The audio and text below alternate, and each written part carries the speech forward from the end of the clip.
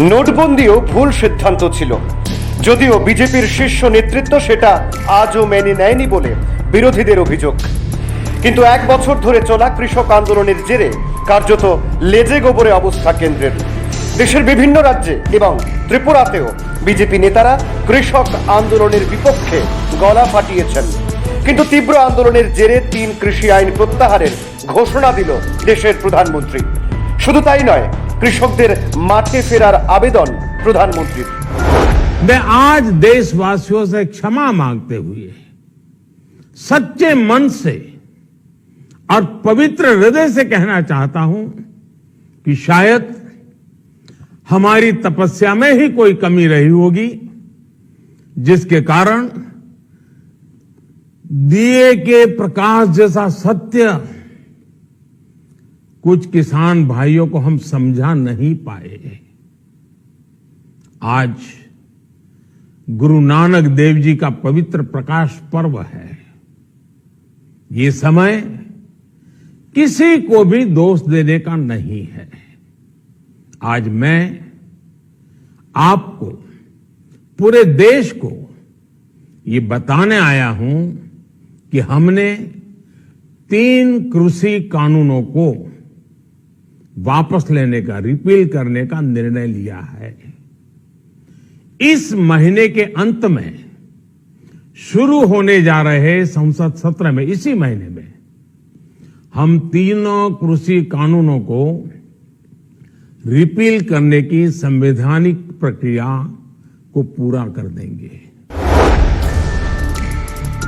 এক বছরের টানা আন্দোলন দেখেছিল দেশ। কৃষকদের আন্দোলন ভেস্তে দেবার জন্য বহু চক্রান্ত, ষড়যন্ত্র হয়েছিল, সেটাও প্রত্যক্ষ করেছিল গোটা দেশ। দিল্লি হরিয়ানার সিংহু সীমান্তে কিন্তু সেদিন লেখা হচ্ছিল ইতিহাস। ক্ষমতার দম্ভে যে রাজনৈতিক দলের নেতারা দেশের অন্নদাতাদের খালিস্তানি উগ্রপন্থী বলে আখ্যা দিয়েছিলেন, সেই দলের প্রধান শুক্রবার ক্ষমা চাইল দেশের কাছে এবং প্রত্যাহার করতে বাধ্য হলো কৃষি আইন। কৃষকদের ভাষায় এই 3 কৃষি আইন ছিল তাদের ডেথ ওয়ারেন্ট। এক বছর আগে দিল্লি হরিয়ানা সীমান্তের সিংহুতে একেবারে গ্রাউন্ড জিরোতে ছিল টিম ইন্ডিপেন্ডেন্ট। যে কালো আইন আজ দেশের প্রধানমন্ত্রী ক্ষমা চেয়ে প্রত্যাহার করে নিলেন। কেমন ছিল প্রত্যাহারের দাবির আন্দোলন, কেমন ছিল আন্দোলনের পুণ্যভূমির দৃশ্য, এই প্রতিবেদনের মধ্য দিয়ে আপনারা পৌঁছে যাবেন 1 বছর আগের দিল্লি হরিয়ানা সীমান্তের সিংহুতে। দেশের অন্নদাতাদের এত বড় জয়ের দিন দেখুন ইতিহাস কিভাবে লেখা হচ্ছিল। আমরা যেভাবে আপনাদের দেখাচ্ছিলাম এবং যেভাবে বলছিলাম যে দিল্লি হরিয়ানা বর্ডারের এই সিন্ধু প্রদেশের প্রায় 45 কিলোমিটার জায়গা জুড়ে কৃষকরা বিক্ষোভ প্রদর্শন করছেন। चलिए बात करते हैं। यहाँ पर 18 साल से लेकर 72-80 साल तक के जवान, नौजवान और बुजुर्ग आदमी भी इस आंदोलन में शामिल है। हरियाणा के खट्टर साहब बताते हैं कि भाई इस आंदोलन में तो हरियाणा वाले नहीं है, सिर्फ पंजाब वाले। क्या बोलेंगे आप? खट्टर साहब ਨੂੰ ਅਸੀਂ ਦੱਸਣਾ ਚਾਹੁੰਦੇ ਆ, ਦਿੱਲੀ ਆਉਣ ਦੀ ਬਦੌਲਤ ਹੀ ਹਰਿਆਣੇ ਦਾ ਨੌਜਵਾਨ ਹੈ, ਹਰਿਆਣੇ ਦਾ ਕਿਸਾਨ ਹੈ। ਅਗਰ ਹਰਿਆਣੇ ਦਾ ਕਿਸਾਨ ਸਾਡੇ ਨਾਲ ਨਾ ਹੁੰਦਾ ਤਾਂ ਫਿਰ ਜਿਹੜੇ ਖੱਟਰ ਦੇ 7 ਜਿਹੜੇ ਬੈਰੀਕੇਡ ਲਾਏ ਸੀ ਉਹ ਕਹਾਂ ਸੇ ਟੁੱਟੇ। ਖੱਟਰ ਨੂੰ ਪੁੱਛੋ, ਅਸੀਂ ਖੱਟਰ ਨੂੰ ਪੁੱਛਦੇ ਆ ਵੀ ਉਹ 7 ਹੀ ਬੈਰੀਕੇਡ ਜਿਹੜੇ ਸਾਡੇ ਆਉਣ ਤੋਂ ਪਹਿਲਾਂ ਤੋੜਦੇ, वो पंजाब वाला नहीं तोड़े, वो हरियाणा वाले ने तोड़े ने। 7 दिन तक चल रहा है, आज 7वां दिन है। यही खाना, यही पीना, यही सोना, यही रहना, फिर भी तो कुछ हल नहीं निकल रहा है। क्या बताएंगे? ये तो हमें पहले से ही मालूम था कि इतनी जल्दी इसका हल नहीं निकलेगा, क्योंकि आप हमारी तैयारी से अंदाज़ा लगा सकते हैं कि हम 6-6 महीनों का जो आपने दिल्ली में देखा हो, ट्राली ट्रैक्टर पे किसान पहली बार पंजाब से आया है। हम अपना राशन साथ में लेके आए हैं, क्योंकि हमें पता था कि इतनी आसानी से ये मोदी सरकार मारने वाली नहीं है। जो मोदी सरकार किसान को मारना चाहती है, हमारी इच्छा के बिना ये बिल पास किए गए हैं। आपको मेरे से ज़्यादा पता है कि स्टूडेंट भी प्रोटेस्ट करते हैं, सभी लोग करते हैं, मांगे उनकी मानी नहीं जाती। ये पहला बिल है, हमने कोई मांग नहीं करी है, हम पे थोपा गया है। এই মুহূর্তে আমরা দাঁড়িয়ে রয়েছি দিল্লি এবং হরিয়ানার যে বর্ডার রয়েছে, সেই বর্ডারে আমরা এই মুহূর্তে রয়েছি, সিন্ধু বর্ডার। এবং এখানটায় কৃষক আন্দোলন, যে আন্দোলনের প্রভাব গোটা দেশে ইতিমধ্যেই লক্ষ্য করা যাচ্ছে, সেই কৃষক আন্দোলনের 7ম दिन। कैमरा थोड़ा घुमाइए और दिखाइए उस तरफ। দেখুন এখানটায় কৃষকদের আন্দোলনের দৃশ্য, এখানে ব্যারিকেড এবং ব্যারিকেডের বাইরে দাঁড়িয়ে শুধু এই ছোট্ট অংশটা নয়, এখানকার মোটামুটিভাবে পুরো 45 কিলোমিটার রাস্তা আমরা যেখানটায় দাঁড়িয়ে রয়েছে, এটা যে কৃষক বিদ্রোহ চলছে তার শুরুটা হচ্ছে এখান থেকে। এরপর পুরো হরিয়ানার দিকে যদি আমরা যাই, আমি একটু ঘোরানোর জন্য বলবো, ক্যামেরাটা ঘুমা লিজে তোরা, হরিয়ানার দিকে যদি যাই সেখানটায় পুরো 45 কিলোমিটার রাস্তা জুড়ে কিন্তু কৃষক আর কৃষক। এখানে সিকিউরিটি অ্যারেঞ্জমেন্ট যদি একটু দেখাই, আরক্ষা দপ্তর অর্থাৎ আমরা বলতে পারি এখানটায় প্যারামিলিটারি ফোর্স কে কাজে লাগানো হচ্ছে, বিএসএফ বর্ডার সিকিউরিটি ফোর্সের জওয়ানরা এখানটায় রয়েছেন। ওই দিকটা যদি দেখাই এখানে র্যাবের জওয়ানরা রয়েছেন রীতিমতো যুদ্ধকালীন প্রস্তুতি নিয়ে। কিন্তু আমি একটু থোড়া আগে চলে আই, আরও পুরোটা দৃশ্য আপনাদের স্পষ্ট করি। এখানে গ্রাউন্ড জিরো থেকে আমাদের এই রিপোর্টিং, জিরো গ্রাউন্ড রিপোর্টিং থেকে আমরা এটা দেখানোর চেষ্টা করছি আদতে অবস্থাটা কি, কতটা আদৌ কি ভয়ানক অবস্থা, নাকি সব শান্তিপূর্ণভাবেই চলছে। কৃষকদের দাবি মানা না মানা সেটা আলোচনার টেবিলে সিদ্ধান্ত হবে, কিন্তু এই মুহূর্তে রাস্তায় কি হচ্ছে সেই দৃশ্যটা রইল আপনাদের জন্য। चलिए, आप तो किसान नहीं है फिर भी सपोर्ट करते हैं इस आंदोलन को। हाँ जी, क्या करते हैं आप? सपोर्ट कर रहे हैं, देख रहे हैं लोगों की हालतें, या अन्नदाता हैं, हम लोगों को खिलाने वाले यही हैं। अगर हम इनके सपोर्ट में नहीं खड़े होंगे तो हमको कल खाना कैसे मिलेगा। भाई प्रोफेशन क्या करते हैं आप? मैं एक्टर हूँ। अच्छा, और आप क्या करते हैं? I have been working as a media professional. Okay, क्यों सपोर्ट करते हैं आप? क्यों नहीं करना चाहिए? हमारी economy is an agricultural economy till date from independence till now, even before that. हमारे फार्मर्स, हमारे किसान किसी रीज़न से हैं आज सड़क पे, कुछ मांग रहे हैं, कोई सुनने वाला भी तो होना चाहिए ना उनकी बात। हम दिल्ली से हैं, हम बाहर जाते हैं, घर पे खाना खाते हैं, बाहर खाते हैं, बाहर जाते हैं, दे कौन रहा है ये हमें हमारे किसान ही दे रहे हैं ना। तो आज अगर हम उनके साइड में नहीं खड़े हो सकते तो फिर कौन खड़ा होगा?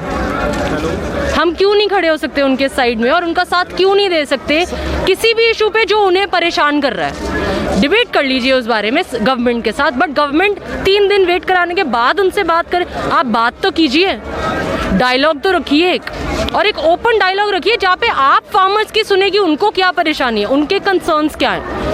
गो to one concern, go to each concern one by one ना, एक एक पे जाइए और सुनिए उनकी परेशानी क्या है। अगर गलत फहमी है तो जी आप दूर कीजिए। 7 दिन बाद ये सुनाई दे रहा है कि किसान जो है वो भ्रम में है, उनको समझाया जाएगा। तो दूर कीजिए ना, तो सरकार बात करके दूर करे।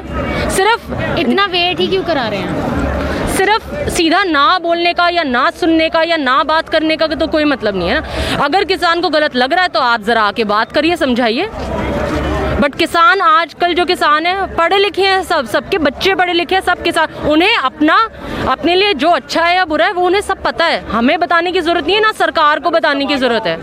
वो है जो खेतों में काम कर रहे हैं, वो है जो फसलें उगा रहे हैं, फसलें काट रहे हैं, उनको पता है। वो हमसे 10, 50, 100 गुना, 1000 गुना बेटर जानते हैं, सरकार से भी बेटर जानते हैं, क्योंकि वो ग्राउंड पर है। सरकार कहाँ है? नॉर्थ ब्लॉक, साउथ ब्लॉक में है ना, एयर कंडीशन पूरे ऑफिसेज में है। इनसे पूछिए ना प्रॉब्लम क्या है, तो किसान ही जानेगा ना कि क्या परेशानी है। ना हम जान सकेंगे, ना आप जान सकेंगे, ना वो जान सकेंगे। अगर हम डायलॉग ही नहीं रखेंगे, अगर हम बात ही नहीं करना चाहते, तो फिर इस बात का कोई हल कभी निकलेगा नहीं। और आप कैसे इग्नोरेंट रह सकते हैं? यहाँ से दिल्ली कितना दूर है? आधे घंटा भी दूर नहीं है ना। तो आपके यहाँ पे 20 किलोमीटर लंबा पूरा प्रोटेस्ट है। एक एक किसान अपना खेत, घर, परिवार सब छोड़ के यहाँ बैठे हैं, अपना खाना यहाँ बन रहा है, वो सो यहाँ रहे हैं, सर्दी इतनी है, तो सरकार वेट किस चीज़ का कर रही है? बड़ा आसान है लोगों के लिए, कोई भी अपनी कंट्री के, उनको लगता है कि किसी भी चीज़ का आप डिमांड करें तो आप कंट्री के अगेंस्ट जा रहे हो। तो लोग हमें बोलते हैं कि तुम आतंकवादी हो, तुम खालिस्तानी हो, एंटी नेशनल हो। हम सिख फैमिली से हैं, मैं एक्टर हूँ, अगर मैं कुछ भी पोस्ट करती हूँ मेरे को सीधा सीधा बोल दिया जाता है तुम एंटी नेशनल हो, तुम खालिस्तानी आतंकवादी हो, जस्ट बिकॉज मैं इनको सपोर्ट कर रही हूँ इसलिए। और ये नहीं कि सिर्फ पंजाब के फार्मर्स आए हैं, लोगों को पता होना चाहिए कि हर जगह से, कर्नाटका से, राजस्थान से, यूपी से, हर जगह से आ रहे हैं। और लोगों को सिर्फ क्या दिखाया जाता है? एक नैरेटिव दिखाया जाता है कि यहाँ से आए हैं, ये खालिस्तानी आतंकवादी हैं, जो कि बहुत गलत है। और ये वेट ही क्यों करवा रहे हैं? बात करनी है, आप एक डायलॉग रखो ना, जैसे ये बोल रहे हैं एक डायलॉग रखो, आप ये एक पहले भी तो रख सकते थे, उन्होंने 3 दिन वेट क्यों किया? अरे हमारा हक है सवाल पूछना, हम सिटीजन हैं, हम वोट देते हैं, हम सरकार इलेक्ट करते हैं, जितने किसान हैं सब वोट देते हैं, सब अपनी सरकार इलेक्ट करते हैं, तो हक है ना सवाल करने का। और अगर सवाल करें तो उससे क्या हम आतंकवादी हो जाते हैं? सवाल करने से क्या हम एंटी नेशनल हो जाते हैं? तो क्या करें, आंख नाक मुंह सब बंद करके बैठ जाएं, जो हो रहा है होने दे, सब उजड़ जाने दें हमारा। अगर उन्हें लग रहा है कि इनके साथ कुछ बुरा हो रहा है तो होने दें। क्यों? क्योंकि हमने किसी को वोट दिया और खड़े रहें। अरे वोट दिया इसीलिए हम क्वेश्चन कर सकते हैं ना, we have the right to question. तो क्यों ना करें वो? और हमसे ज़्यादा आप इनसे पूछिए, वो आपको इतनी डिटेल में बताएंगे एक एक चीज़ कि उसका जवाब ना हमारे पास होगा ना सरकार के पास होगा।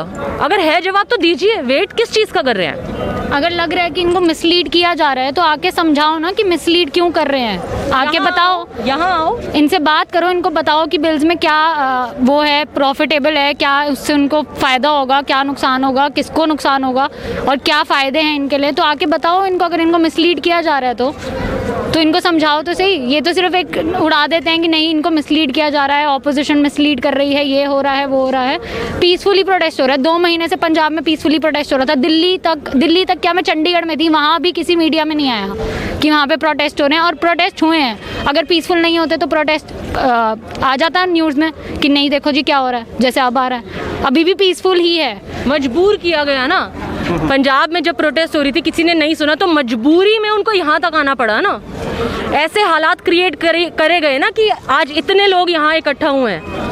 अगर आपको सुनना ही था, अगर आपको बात माननी ही थी तो वो तो आप पंजाब में जो प्रोटेस्ट हो रहा था उससे भी मान सकते थे। आपने मजबूर किया एक किसान को कि अपने सीजन में जब कनक आपने उगानी है आप उसको छोड़ के, अपने खेत छोड़ के आप यहाँ आ जाइए, आप यहाँ आइए और यहाँ बैठिए। किसी का तो ये भी कहना है कि आंदोलन पंजाब से शुरू हुआ, तो पंजाब में कांग्रेस है तो कांग्रेस का बैकअप मिला और कांग्रेस ने भेज दिया दिल्ली में। यहाँ पे अभी तक मैं जब से आई हूँ मुझे कुछ भी पॉलिटिकल नहीं दिखा। सीधे साधे लोग किसान हैं, सारे किसान हैं, अपना खाना लेकर आए हैं बस। ना उनको पॉलिटिक्स से कोई मतलब है, ना कोई भीड़ में पॉलिटिशियंस के पीछे भाग रहा है। और मैं कहती हूँ जिस तरह से ये मेंटेन किया गया है कि किसी भी पॉलिटिशियन से ना कोई इंटरेक्शन है, ना कोई सपोर्ट है, वो बेस्ट है और वैसे ही रहना चाहिए। क्योंकि ये एक पॉलिटिकल मूवमेंट नहीं है, ये एक पॉलिटिकल प्रोटेस्ट, इसमें कोई पॉलिटिकल एंगल नहीं है। এই ছিল 1 বছর ধরে চলা কৃষক আন্দোলনের খণ্ডচিত্র। আর 1 বছর পর দেশের কাছে মাথা নত করে ক্ষমা চেয়ে কৃষি আইন প্রত্যাহারের ঘোষণা দিলেন খোদ দেশের প্রধানমন্ত্রী। 5 রাজ্যে বিধানসভা ভোটের আগে আইন প্রত্যাহার করে প্রধানমন্ত্রী বলেছেন এখন কাউকে দোষারোপের সময় নয়। টিম ইন্ডিপেন্ডেন্ট 1 বছর আগে দিল্লি হরিয়ানা সীমান্তে আন্দোলনের বধ্যভূমি থেকে দাবি করেছিল যে আন্দোলনের তীব্রতা এতটা বেশি যা একটা সময় ভাবতে বাধ্য করাবে দেশের সরকারকে। আর 1 বছর পর সবই হুবহু মিলে গেল। সিপিআইএম রাজ্য সম্পাদক জিতেন্দ্র চৌধুরী নিজে আন্দোলনের মঞ্চে ছুটে গিয়ে কৃষকদের পাশে দাঁড়িয়েছিলেন। 1 বছর পর আইন প্রত্যাহার হলো, কি প্রতিক্রিয়া ছিল ওনার শুনবো। আপনি নিজে কৃষক আন্দোলনে ছুটে গেছেন, আপনি নিজে দিল্লি হরিয়ানা সীমান্তে গিয়ে কৃষকদের পাশে দাঁড়িয়ে বক্তব্য রেখেছিলেন 1 বছর আগে। 1 বছর ধরে আপনারা কৃষকরা, দেশের অন্নদাতারা, অন্য অনেকগুলো রাজনৈতিক দল দাবি করছিল এই আইন প্রত্যাহার করতে হবে। আজ শুক্রবার দেশের কাছে অবনত চিত্তে ক্ষমা চেয়ে দেশের প্রধানমন্ত্রী এই আইন প্রত্যাহার করলেন। কি প্রতিক্রিয়া থাকবে প্রাথমিকভাবে আপনার? না, এই নরেন্দ্র মোদী সরকারকে এই আইন প্রত্যাহার করতে হবে এটা প্রায় জানাই ছিল, হয়তো একটু আগে বা একটু পরে। এবং নরেন্দ্র মোদী আজ সকালবেলা কৃষকদের কাছে, সারা দেশের জনগণের কাছে নতজানু হয়ে ক্ষমা চেয়ে এই যে 3টি কালো আইন প্রত্যাহার করে নেবার সিদ্ধান্ত ঘোষণা করলেন। এর দ্বারা পুনরায় এটা প্রমাণিত হলো পৃথিবীর কোন দেশেই সেই দুর্বিনীত শাসকরা, তারা যতই ক্ষমতাশালী হন, এটা সাময়িক। কাজেই নরেন্দ্র মোদীকেও সেই সত্যকে স্বীকার করতে হলো, এটাকে অনুসরণ করে আজকে দেশের মানুষের কাছে ক্ষমা চাইতে হলো। কিন্তু তারপরও তিনি সেই ক্ষমার যোগ্য এখনো হতে পারেননি। কেননা 1 বছর আগে যদি দেশের লক্ষ লক্ষ কৃষকের তাদের আবেদন শুনে, এবং শুধু কৃষক কেন, এই দেশের যে সংখ্যাগরিষ্ঠ মানুষ, শ্রমজীবী অংশের মানুষ, তাদের যে পরামর্শ শুনে যদি তিনি পদক্ষেপ গ্রহণ করতেন, তাহলে প্রায় 700 আন্দোলনকারী তাদের জীবনহানি হতো না, তাদেরকে আত্মবলিদান দিতে হতো না। কাজেই সংযুক্ত কিষাণ মোর্চা নিশ্চয়ই তারা বসবেন। আমি তো রাজ্যে আছি, কথা হয়েছে সকালবেলা থেকে অনেক জনের সাথে। তো সেখানে আমরা বলছি যে এই আন্দোলনের সাথে শুধু 3টি এই কালো আইন প্রত্যাহার নয়, তার সাথে যুক্ত আছে যে উৎপাদিত পণ্যের ন্যায্য মূল্য প্রদানের জন্য একটা কেন্দ্রীয় আইন তৈরি করা, যাকে বলা হয় মিনিমাম সাপোর্ট প্রাইস। তার জন্য ডক্টর স্বামীনাথন কমিশন যে সুপারিশ করেছেন, সে অনুযায়ী C2 প্লাস 50% উৎপাদন খরচের আরো 50% বেশি দিয়ে, যেখানে যে দেশের যে প্রান্তে যে ফসল উৎপাদন হয় তার দেওয়া, তার সাথে প্রস্তাবিত যে বিদ্যুৎ আইন এবং শ্রম কোড, এই 3টি যে দাবি আমাদের, এটাও যদি প্রত্যাহার কি বলে তিনি কার্যকরী না করেন, এই আন্দোলন চলবে। এবং তারপরেই উনি যদি সত্যি সত্যি দেশের মানুষের কাছে আজকে নতজানু হয়েছেন, ক্ষমা ভিক্ষা করেছেন, ক্ষমা পান, এর আগে ওনার ক্ষমার কোনো প্রশ্ন উঠে না। একটা শেষ প্রশ্ন থাকবে, 5 রাজ্যের সামনেই বিধানসভা নির্বাচন, এরই মাঝে কৃষক আন্দোলনের বাড়তি চাপ, ঘরে বাইরে চাপের জেরেই কি এই সিদ্ধান্ত? তা তো অবশ্যই উনি প্রমাদ গুনছেন যে এই কৃষক আন্দোলনের তার যে প্রভাব ইতিমধ্যেই উত্তরপ্রদেশে, উত্তরাখণ্ডে, পাঞ্জাবে পড়তে শুরু করেছে। পাঞ্জাবে তো বিজেপি কোনো প্রার্থী খুঁজে পাবেন না, উত্তরাখণ্ডেও প্রায় সেরকম অবস্থা, বিজেপি দলের ভিতরে বিরাট ভাঙন শুরু হয়েছে। এবং উত্তরপ্রদেশে সেখানে এই কৃষক আন্দোলন নেতারা বিশাল সমাবেশ করে যে বিজেপিকে হারানোর জন্য সেখানে এই প্রতিজ্ঞা গ্রহণ করছেন। এগুলো দেখেই মোদী টের পাচ্ছেন এই যে ঢেউ উঠছে যে ক্ষোভের, তার নীতির বিরুদ্ধে। এটা শুধুমাত্র এই আগামী যে কটা রাজ্যে আগামী বছর শুরুর দিকে নির্বাচন হবে সেখানে থাকবে না, এটা 2022, তারপরে 23-এ আরো কিছু রাজ্যে নির্বাচন হবে এবং 2024 সালে তাকে শকাত সলিলে ডুবিয়ে দেবে। এবং এগুলো সামলাবার চেষ্টা করছেন, কিন্তু তিনি সামলাতে পারবেন না। এই পরিণতি তাকে ভুগতেই হবে। ধন্যবাদ। 1 বছর আগে দেশের সরকার এই সিদ্ধান্ত নিলে 700 প্রাণ যেত না। স্বাধীন ভারতে কৃষক আন্দোলনে যারা শহীদ হয়েছেন তাদের মনে রাখবে দেশ, কিন্তু কেউ ক্ষমা চাইলেই দেশের মানুষ তাকে ক্ষমা করে দেবে কি দেবেন না তা বলবে একমাত্র সময়। Bureau report, independent.